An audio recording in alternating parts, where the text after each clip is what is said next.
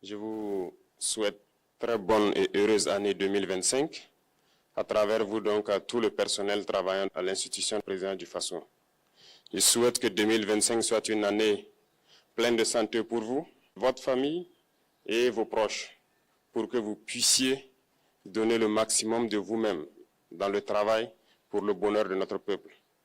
Que 2025 soit une année où vous verrez tous vos projets donc couronnés de succès, de prospérité et surtout que tout au long de l'année, que Dieu guide donc notre action, nous protège et veille sur nous. Je souhaite aussi rappeler à tout un chacun que la lutte contre l'impérialisme doit être donc intégrée dans nos gènes maintenant. Ça doit être une lutte qui se mène de façon implacable et tous les jours.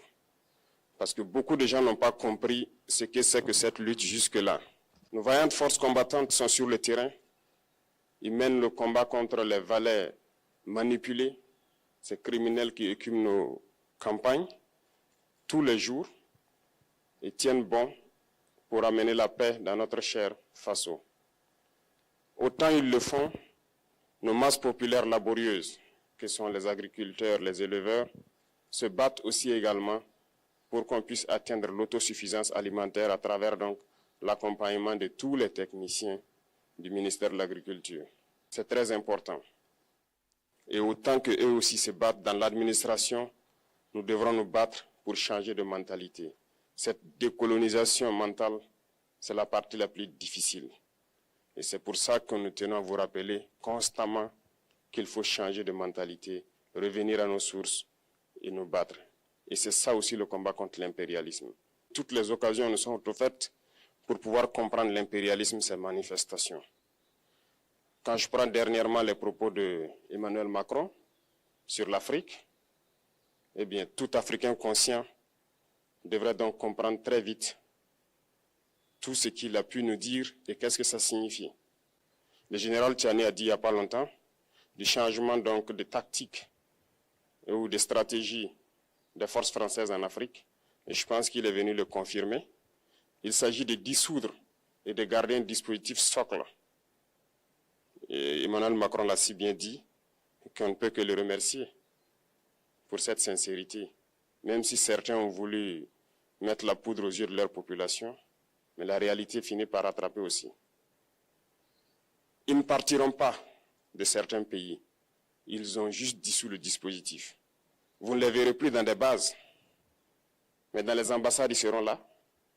Ils vont constituer des sociétés de sécurité pour sécuriser leurs sociétés qui existent dans ces pays-là.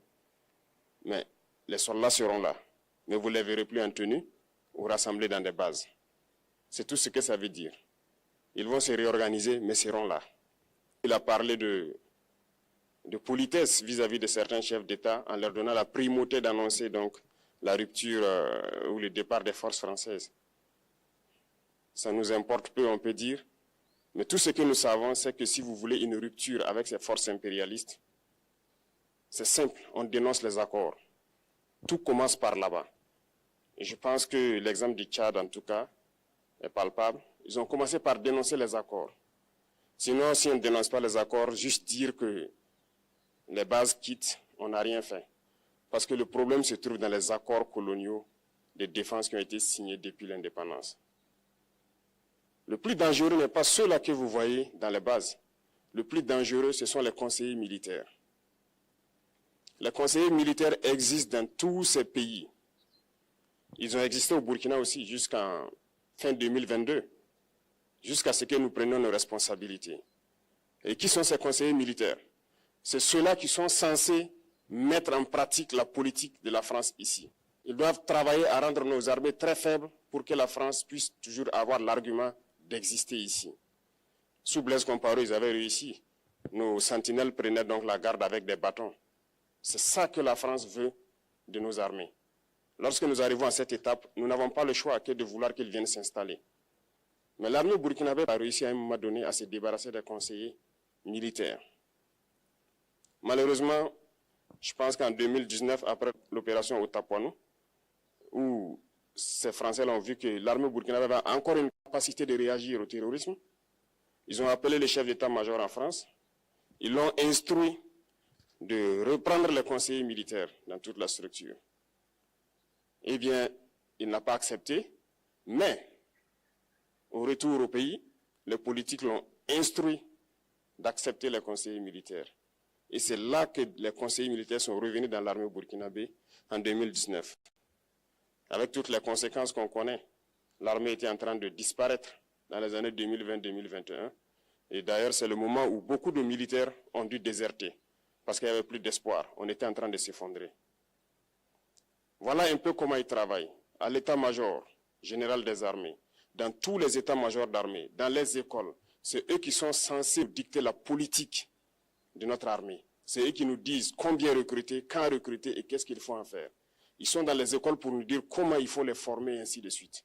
Tant que ces conseillers militaires sont là, vous n'êtes pas indépendant. Votre armée aura juste l'apparence d'une armée qui sera là en train de faire des parades, du cirque. Mais lorsque viendra la guerre, vous vous rendrez compte que la parade, c'est une chose, mais la guerre, c'est une autre chose. Il faut rompre les accords. C'est la seule façon d'avoir une armée indépendante et se construire, être fort. Mais beaucoup de gens ne le comprennent pas peut-être. Et même avec ces accords, la France choisit dans nos États des élèves officiers pour aller les former. C'est à travers ces mêmes accords. Mais en réalité, ces officiers qui partent se former pour la plupart, pour la France, ils viennent pour servir l'État français dans leur pays. Ils ne viennent pas pour servir nos pays. Ils les forment pour qu'ils viennent servir les intérêts de l'État français. J'en veux pour preuve. Lorsque nous nous sommes révoltés, beaucoup d'officiers au Burkina qui ont été formés en France ont été immédiatement contactés pour leur dire que c'est le moment de se mettre en action parce que vous avez été formés pour ça, pour servir les intérêts de la France. La plupart de ces officiers nous ont rendu compte, nous avons pris acte et nous continuons de suivre. Lorsque un officier formé en France arrive dans son pays et par malheur meurt soit par accident ou bien sur le champ de bataille, en France, il y a une nuit d'hommage aux morts dans l'armée, comme partout ailleurs. À la nuit d'hommage aux morts, on cite le nom de l'officier en question et on dit « mort pour la France ». Il ne le forme pas pour servir son pays, il le forme pour servir leur État. Et dans beaucoup d'États africains, il y en a plein de ces officiers. Combien sont patriotes, Dieu le sait. C'est une leçon que Emmanuel Macron a donnée encore aux chefs d'État africains, de se rattraper et de pouvoir vraiment mener cette lutte contre l'impérialisme. Mais en plus de ça, il a aussi insulté tous les Africains dans ses propos. Il y a une partie qui a retenu mon attention, là où il parlait d'ingratitude, et que l'ingratitude est une maladie non transmissible aux humains. Lui, il est humain, notre ingratitude n'est pas transmissible à lui. Voilà comment ce monsieur voit l'Afrique, voit les Africains. Nous ne sommes pas des humains à ses yeux. Peut-être que c'est lui qui n'est pas humain, il ne se met pas dans la classe des humains. Mais s'il y a bien un ingrat, c'est bien lui. Je pense que s'il n'est pas athée et qu'il prie, à chaque matin qu'il se réveille et qu'il prie, il devrait aussi prier les Africains. Parce que c'est grâce à nos ancêtres qu'il existe aujourd'hui une France.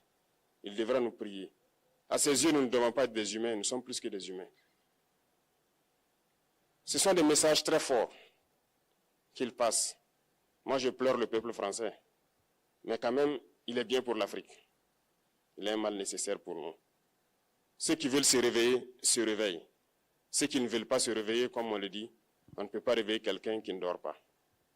Les Africains doivent se réveiller. Nous devons travailler à être indépendants, à faire au moins ce que nos peuples connaissent le bonheur. Et la lutte contre l'impérialisme, c'est ça. Il faut décoloniser les mentalités, prendre en compte toutes ces données-là, parce que le monde nous donne tellement d'exemples à voir. Pour eux, il n'y a pas de morale. Ils peuvent vous désigner aujourd'hui terroriste, mais demain, vous êtes un héros, par leur simple bouche. Ils décident de ce qu'ils font. Ils parlent de démocratie, mais ils se font eux-mêmes des coups d'État constitutionnels entre eux. Ils parlent des droits de l'homme, mais ils déciment des populations ailleurs. L'Africain doit se réveiller, l'Afrique doit se réveiller. Et le combat contre l'impérialisme est permanent. Et je vous invite à incorporer ce combat à travailler en sorte que nous soyons réellement indépendants, que nous soyons autosuffisants et que nous puissions nous développer, connaître le bonheur, ce à quoi notre peuple aspire. Merci, je vous souhaite une très bonne journée, une très bonne semaine et une très bonne année. Et que, à la fin de cette année 2025, en faisant la rétrospective, nous devrons nous dire que nous avons apporté un grand plus à notre nation. Merci beaucoup à tous, que Dieu vous bénisse et que Dieu protège notre chère patrie.